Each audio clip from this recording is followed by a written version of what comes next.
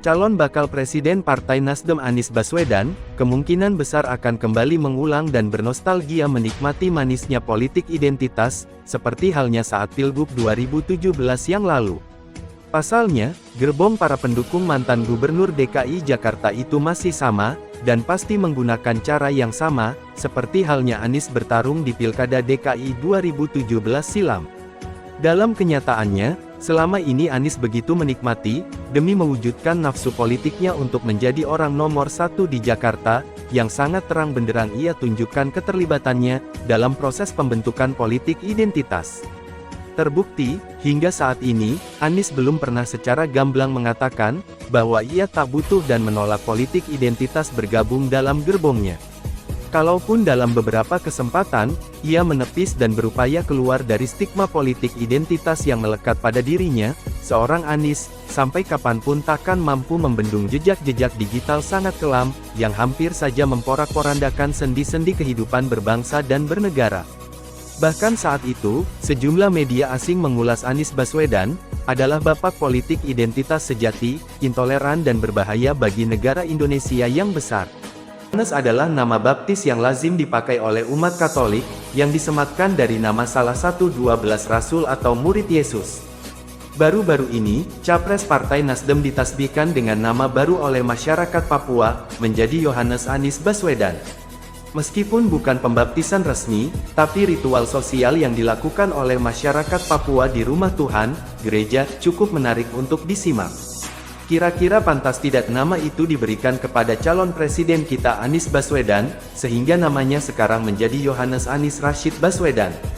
Masalah nama pembaptisan ini, sebenarnya pantas-pantas saja disandangkan kepada Anies Baswedan, sebab sampai saat ini Anies pun tak pernah menyangga atau menolak dengan nama baptis yang disematkan oleh tokoh agama Papua itu.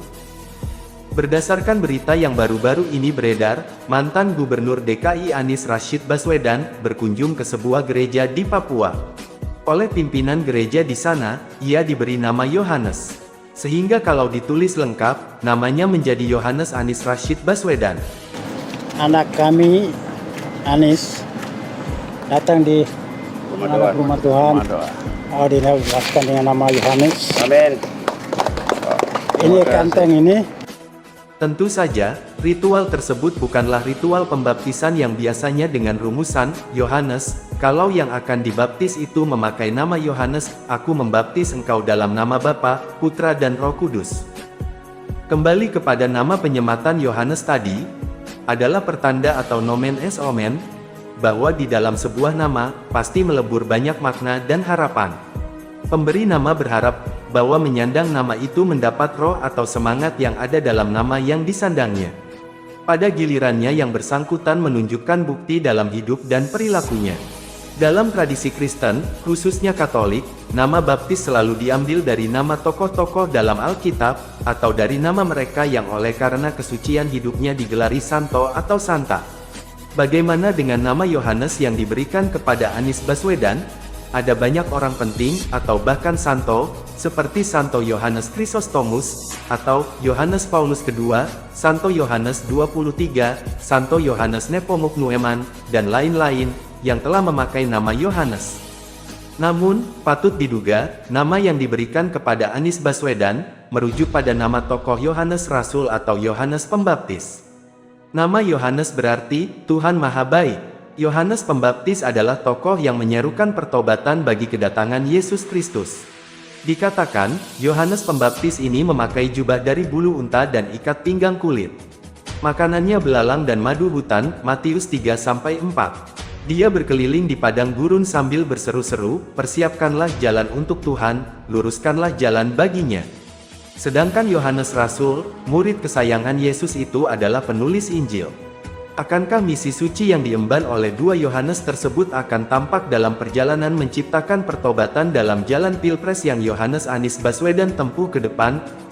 Rasanya, Yohanes Anies Baswedan ini harus membersihkan dulu dengan benar jalan penuh onak yang pernah ia tempuh dalam jejak Pilgub 2017 lalu. Politik identitas yang menyeruak dalam Pilgub DKI 2017, telah sangat merusak kohesi warga Jakarta dan masuk ke sumsum warga seantero negeri ini, sehingga menciptakan polarisasi yang sangat berbahaya. Ungkapan "ayat dan mayat" adalah peninggalan legendaris dan fenomenal dari Pilgub yang mempertemukan Anies Sandi dan Ahok Jarot saat itu. Belum pernah satu kali pun, Yohanes Anies Rashid Baswedan mengklarifikasi perilaku brutal yang dialamatkan oleh seantero masyarakat Indonesia kepadanya itu. Semoga perilaku baru lahir dari kelahiran baru bersama nama Yohanes.